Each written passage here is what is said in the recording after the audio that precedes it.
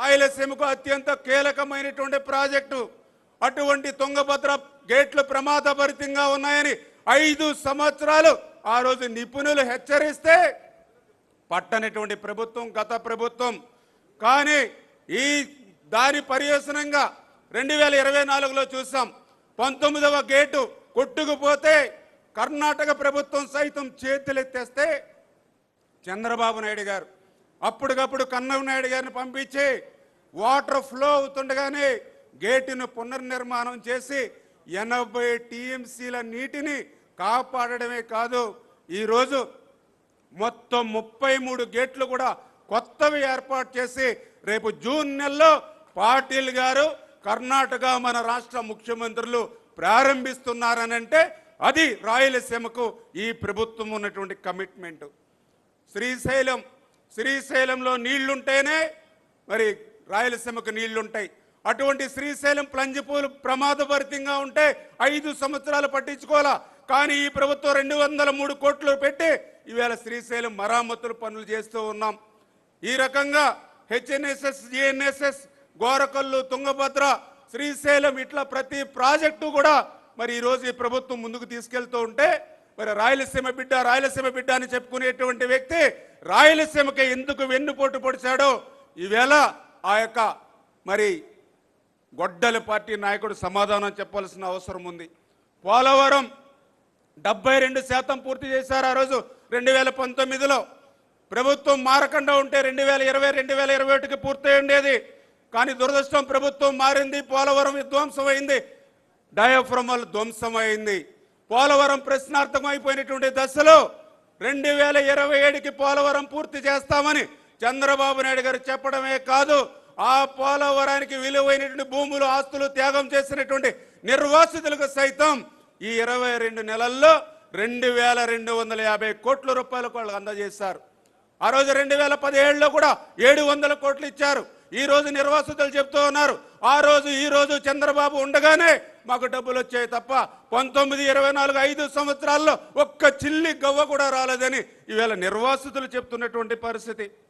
వెలిగొండ పూర్తవనటువంటి ప్రాజెక్టుని పూర్తయిందని జాతికి అంకితం దగా మోసం చేస్తే ఈరోజు ఈ కూటమి ప్రభుత్వం అటు హెడ్ వర్క్స్ ఏదైతే ఆ యొక్క lining, benching, TBM machine, feeder కెనాలు, నల్లమల సాగర్ R&R 900 కోట్లు, ఈ రకంగా 2500 కోట్ల రూపాయలు ఈ యొక్క 2 సంవత్సరాలనే ఖర్చు పెట్టి రేపు 2026 కల్లా పూర్తి చేసేటువంటి లక్ష్యంతో ఈరోజు చంద్రబాబు నాయుడు గారు పనిచేయడం. పోలవరం లెఫ్ట్ మెయిన్ కెనాల్ ఉంది, 5 సంవత్సరాల్లో ఒక తట్ట మట్టి చేయాల.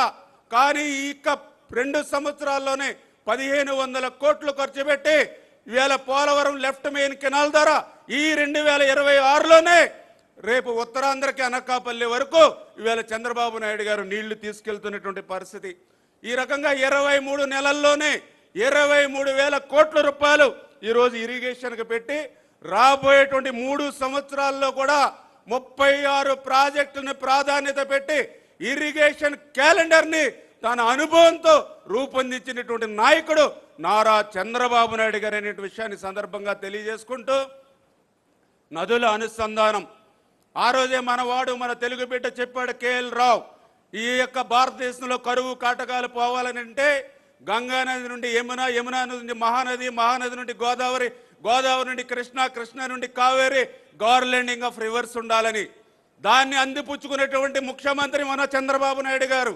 మన ఆంధ్రప్రదేశ్ రాష్ట్రంలో కూడా 5 ప్రధాన నదులు వంశధార, నాగావళి, గోదావరి, కృష్ణ, పెన్నాని అనుసంధానం చేస్తూ అందులో భాగంగానే మొన్న మీరు చూశారు 14-19లో 1300 కోట్ల రూపాయలు పెట్టి ఒక్క సంవత్సరంలోనే పట్టిసీమను పూర్తి చేస్తే 439 టీఎంసీలు 10 సంవత్సరాలు ఇచ్చి 50,000 కోట్ల ఆదాయాన్ని సృష్టించినటువంటి నాయకుడు నారా చంద్రబాబు నాయుడు గారు అనే విషయాన్ని ఈరోజు గోదావరిలో వృధాగా ప్రతి సంవత్సరం 3,000 టీఎంసీల నీరు బంగాళాఖాతంలోకి పోతూ ఉంటే అటువంటి గోదావరి వరద నీరుని గోదావరి నుంచి నల్లమల సాగర్కి భవిష్యత్తులో బనకచర్లకు తీసుకెళ్లి రాయలసీమని ఒక పచ్చని పైరులా మార్చాలనేటువంటి చంద్రబాబు నాయుడు గారి యొక్క లక్ష్యం.